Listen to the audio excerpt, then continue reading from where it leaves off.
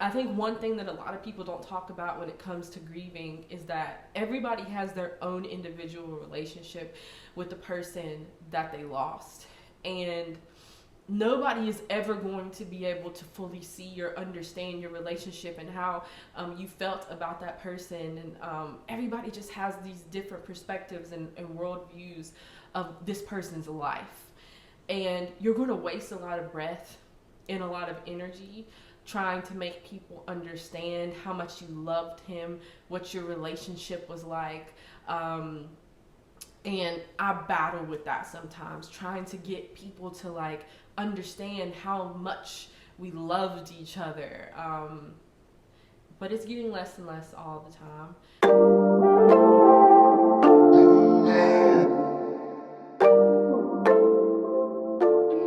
Welcome back, guys. Welcome back to Melanin Well. I'm really excited.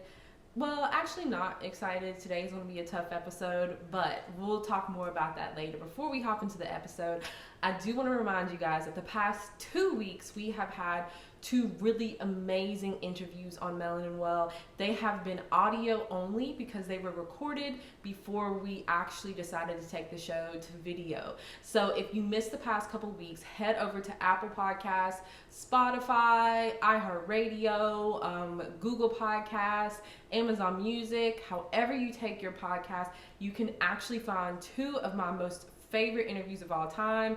The first one, we have an interview that is all about healing your body image. I was a Black woman with Tiffany Ema. It's so good, amazing. If you struggle with body image, you're definitely going to want to catch episode 3. In episode 4, we have an actual veteran, a Melanin Well veteran from season 1, Miss Sandra. If you are an OG, then you've heard me say her name a million times. She is one of the most brilliant people I have ever met, and she came on for episode 4 and she taught us all about EFT tapping, one of my favorite modalities to help with stress management, trauma healing, everything that you could possibly think of. I would not be sitting right here if it wasn't for Sandra introducing me to tapping. So if you're struggling with stress, if you're struggling through trauma healing, you're definitely want to catch episode 4. Now, this episode is going to be a bit different. It's going to have a bit of a different tone. This is honestly not what the original episode was going to be about. I actually have a already recorded video that I plan to post yesterday.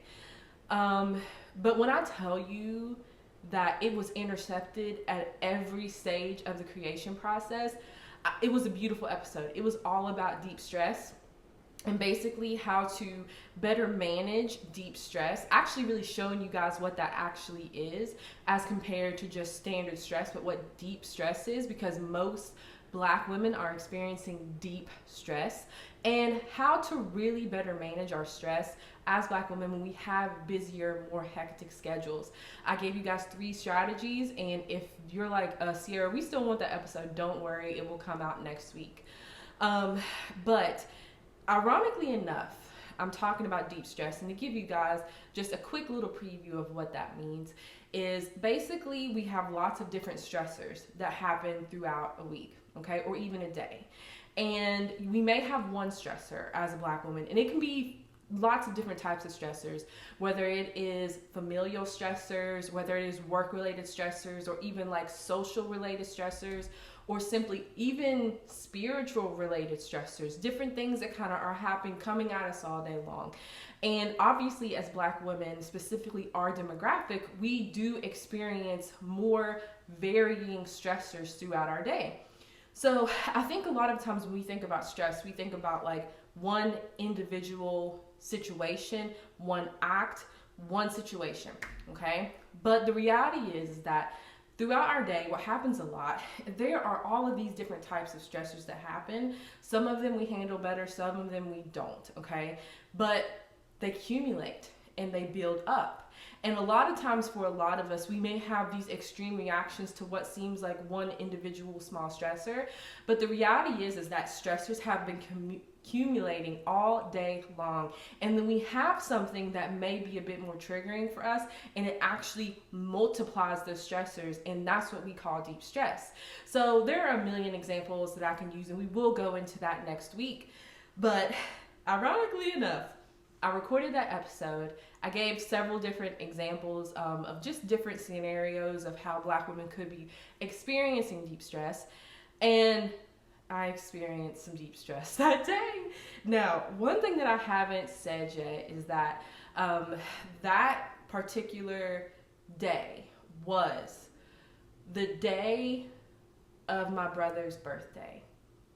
So, as many of you guys know, my brother Isaiah Brown, he passed away a few years ago in an accident. He was hit by a drunk driver, going very, very, very, very fast, and he died immediately. He didn't suffer, but he was only 23 when he passed away, and we all miss him so much. He actually was technically turning 23 just a month later. So every year since, one thing has happened where we experienced the heavenly anniversary, and then a month later, his birthday.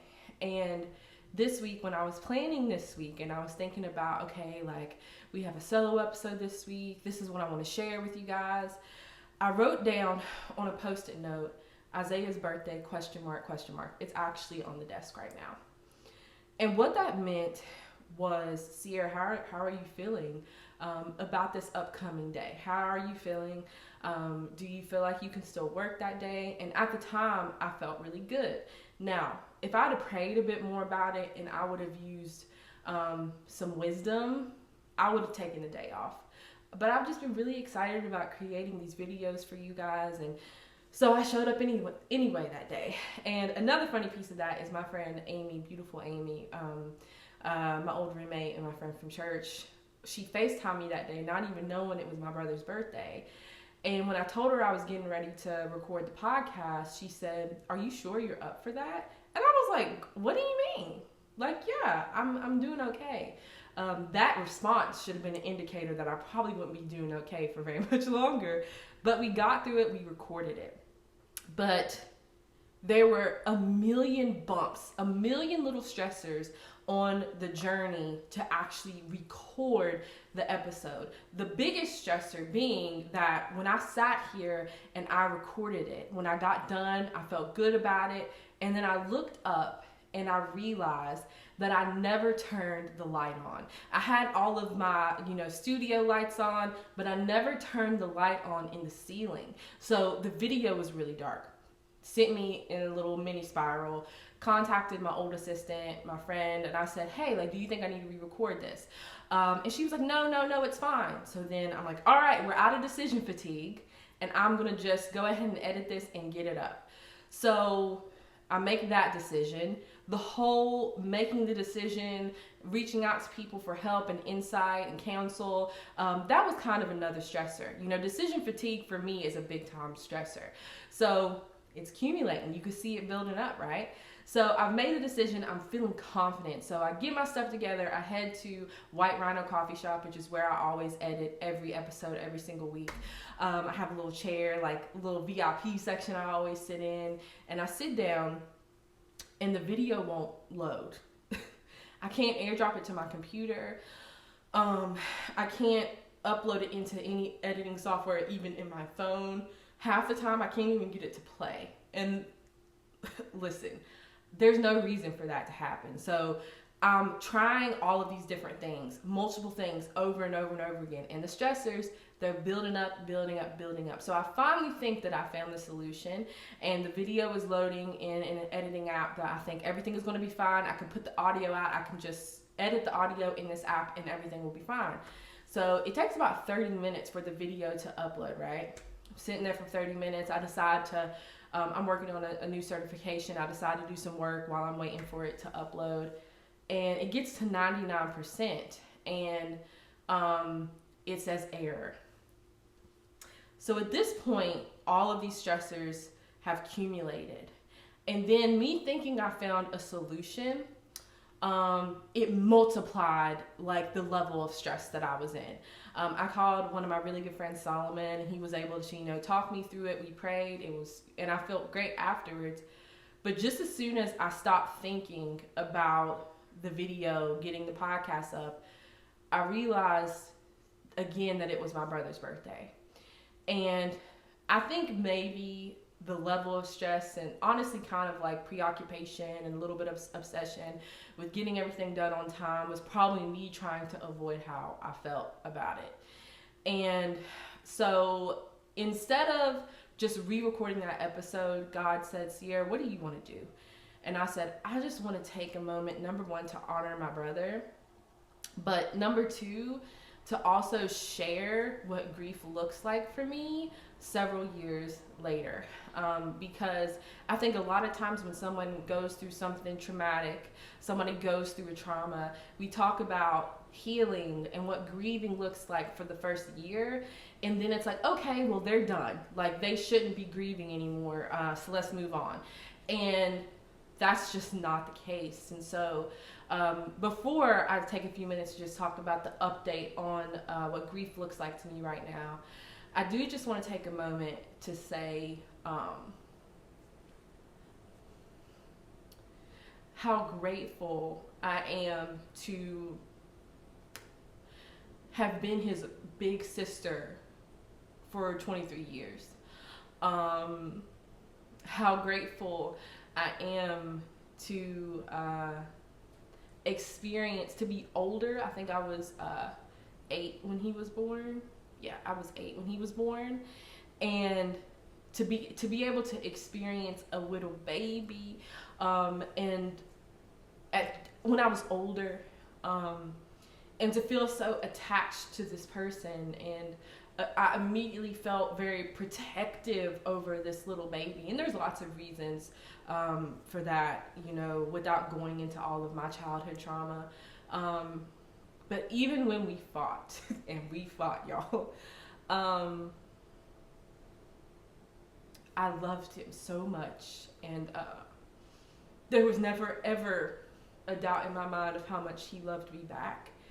And we've gotten to some doozy of fights. Mostly they were dumb. They really were dumb. But one of the things I'm most proud of as a sister is that he always knew that I had his back and I was there for him and I would fight for him. And he was my biggest cheerleader, and he was the same way with all of my sisters. And I'm honored to have not only loved somebody, but to have been loved by somebody who was imperfect but still had such a big heart. Someone who went through unspeakable things at a really young age, but still had such a big heart. And I miss him. And I have a lot of feelings about it this year. And this is me being really honest. Sometimes I feel guilty because I don't feel as sad anymore.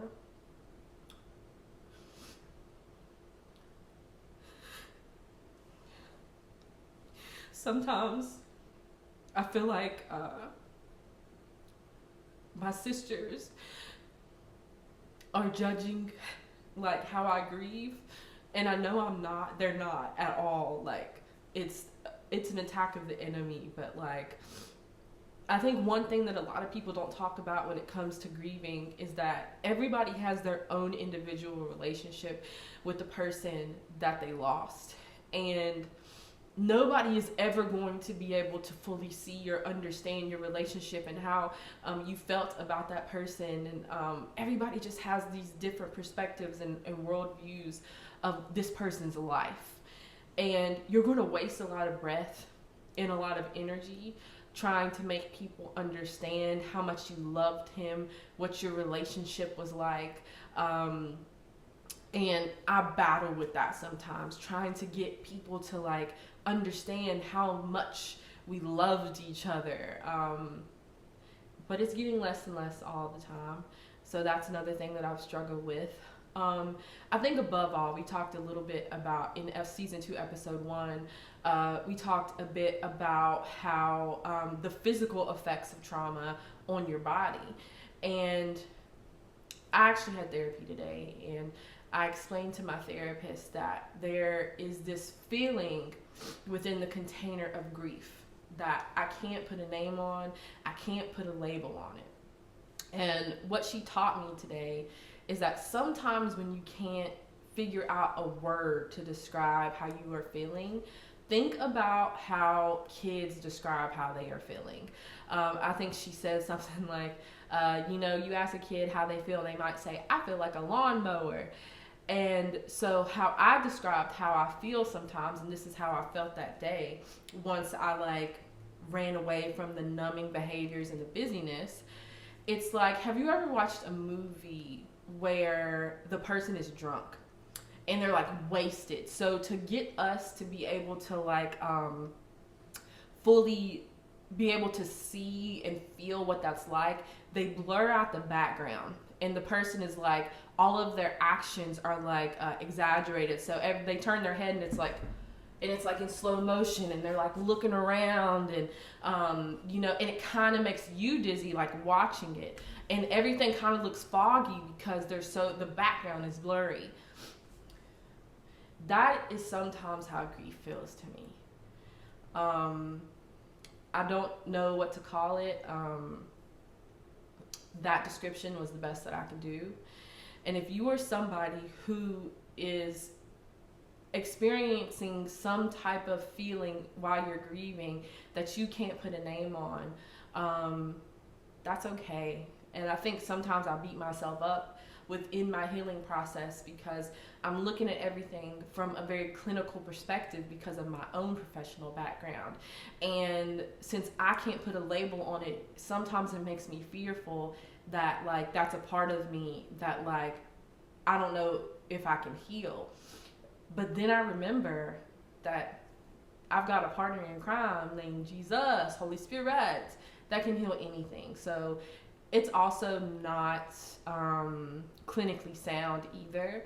But as we know, while we're grieving, not a lot will make sense. A lot of the things, I think that's a lot of what grief is trying to figure out what's true and not true.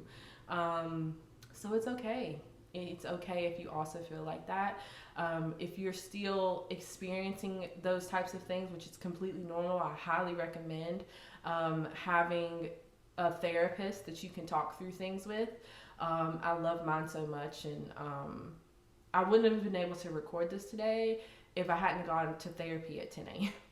So, and really was able to talk through it. So I think those are the big things. Sometimes I forget that it happened, and there's some guilt that's associated with that until something reminds me that it happened. But overall, I'm doing really, really well. And I think the last thing that I want to say is that grief and healing would have been a lot harder for me if I hadn't made the decision of what is healthy for me in this season, like we talked about in episode 1, and truly believed that deeply in my heart and leaned into that and given myself the space to be able to experience how I feel and sit in it for a second and talk my way through it. Yesterday, there's an older version of me that would have just buried it down and stayed up all night until I re-recorded the episode and got it up so it could be on time. But I reached out for help. Who is she? I reached out to my friend Solomon, who I know is very caring and kind and is very prayerful. I knew that he would be able to help me figure things out from a scriptural perspective. And I knew before we got off the phone, he would ask if he could pray for me. And so as you're grieving, I really encourage you to try your best to build community, to try your best to find your brothers and sisters in Christ who will be compassionate and sensitive to what you're going through, but always willing to take you back to scripture and pray for you when appropriate, and emphasis on the compassionate and understanding as well. I've been isolating myself for a really, really long time. And my therapist was so proud of me when I told her I called somebody for help. So I pray today that as all of you guys continue your own grieving processes, that you have people to talk to. And if you don't, do not hesitate to reach out to me. If you already don't follow me on Instagram, my tag is I am Melanin Well. I am Melanin Well. You can also find the link in the show notes. So please do not hesitate to reach out. But also, every week, Monday, Wednesday, and Friday, we actually have prayer in my private free membership community. So that's also a beautiful place for you to connect and for you to pray and take breaks within your day. That's the whole point of it. The point of it is to pause and invite God into whatever we have going on in that moment, and just really invite him in to carry us through the rest of the day. So would love to see you in the room in the Living Melanin Well community as well. You can also find that link in the show notes or in the description if you're actually watching this on YouTube. So I love you guys so much. I really do. I hope that it's always my hope as I share these type of like vulnerable episodes like this that you guys are able to at least get one thing from it. I don't like to create a script for these type of episodes. I like to just like let whatever flow. So it is really my hope that whoever God wanted to receive this message receives it today. And if there are any of you who receive this message and you don't have support and you don't have community, I really encourage you to join us in Living Melanin Well. I would love to have you. And yeah, so get excited for the upcoming episodes and the upcoming things. If you haven't signed up for the wait list for Heavenly Habits in June, which is my morning routine workshop, please do it. We will be announcing the official date here in about a week and filling up that roster. And it's going to be good. It's going to be great. It's going to be wonderful. It's going to be a bit different than it was the last time. So yeah, I think that's it for this week. Thank you to everybody who reached out to me on Instagram when they saw my story and saw it was my mother's birthday. Thank you to all my friends that have reached out, but maybe I haven't responded yet. I'm going to get to you. I love you guys so much, and I will see you back here on YouTube next week where we're going to talk about stress, honey. Love you guys.